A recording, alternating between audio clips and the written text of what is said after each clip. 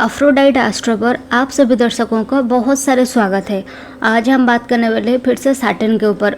बली और निर्बली की सीरीज़ में मैं सैटर्न के ऊपर सैटर्न कब बली होता है कब निर्बली होता है ये हम बात किए थे। आज हम फर्स्ट हाउस सैटर्न के ऊपर हम बात करेंगे। आज सैटर्न वैसे किसको रिप्रेजेंट करता है?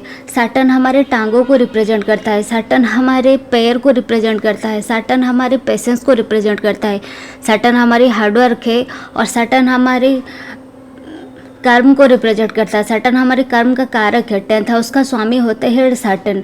कर्म होता है, कर्म का मतलब खाली करियर नहीं होता।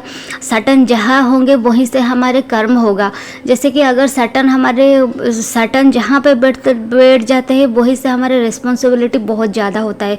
मान लेते हैं सैटर्न किसी की फर्स्ट हाउस पे होता है, सेकंड हाउस पे होता है, थर्ड हाउस पे होता है। ऐसे में उनकी एस्पेक्ट्स के साथ जो दृष्टियाँ होते हैं ना, धीरे ये सभी कुछ भी चेंज हो जाता है।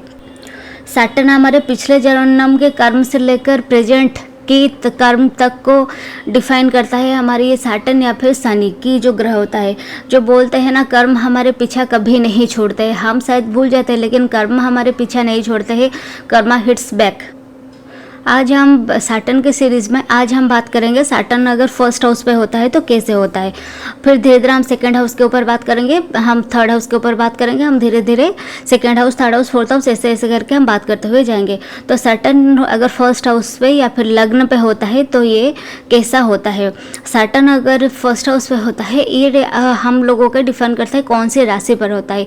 ये अगर आपकी तुला लग्न पे होता है तो थोड़ी हद तक ठीक है, लेकिन फिर भी सैटर्न लग्न पे अच्छा नहीं माना जाता, क्योंकि सैटर्न जो सूर्य होता है वो हमारे कारक होते हैं और मार्स जो होता है फर्स्ट हाउस का लॉर्ड होता है।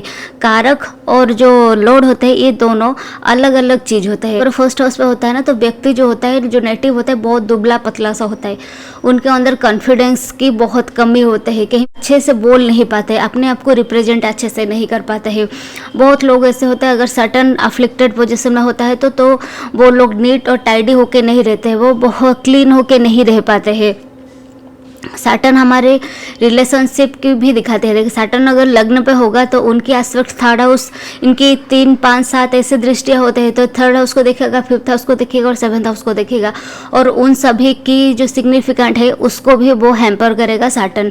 थर्ड हाउस में होगा तो सिबलिंग्स को, फिफ्थ हाउस में होगा तो अपनी एजुकेशन को, अपनी लव लाइफ को, अपनी करियर को, ये सभी कुछ को हैम्पर करेगा। सेवन्थ हाउस हो गया अपने पब्लिक रिलेशनशिप को और अपनी जो वाइफ को, ये सभी कुछ को रिप्रेजेंट करता है और ये सभी कुछ को हैम्पर करेगा। जितना चाहे सैटर्न बली हो या फिर जो भी हो, malefic is a malefic. Malefic हमेशा मैलिफिक ही रहता है, वो चाहे कहीं पर भी हो जाए। अगर वो बली होता है तो कहीं पर अगर आपको अच्छे रिजल्ट दे रहा है ना तो कहीं पर आपको खराब रिजल्ट देगा।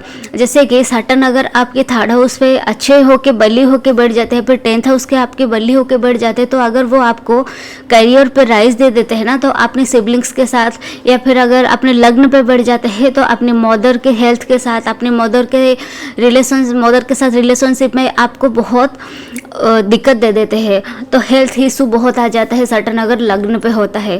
प्रॉपर्टी से जुड़ा हुआ काम जो होता है ना, घर बनाना जैसा काम होता है, ये सभी कुछ में बहुत डिले करवाता है।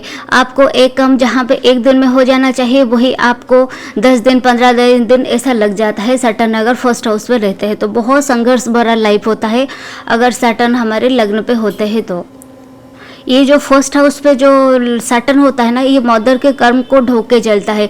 उनकी माँ के जो कर्म होता है, ये जो नेटिव होता है उसी को लेके चलता है अपनी लाइफ टाइम तक।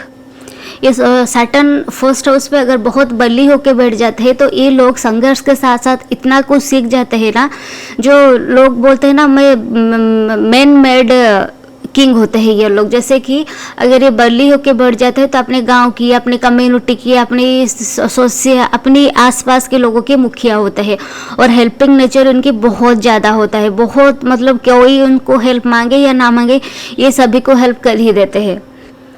फादर के साथ सबसे बड़ी बात होता है, इन लोगों को फादर के साथ नहीं ही जमता है।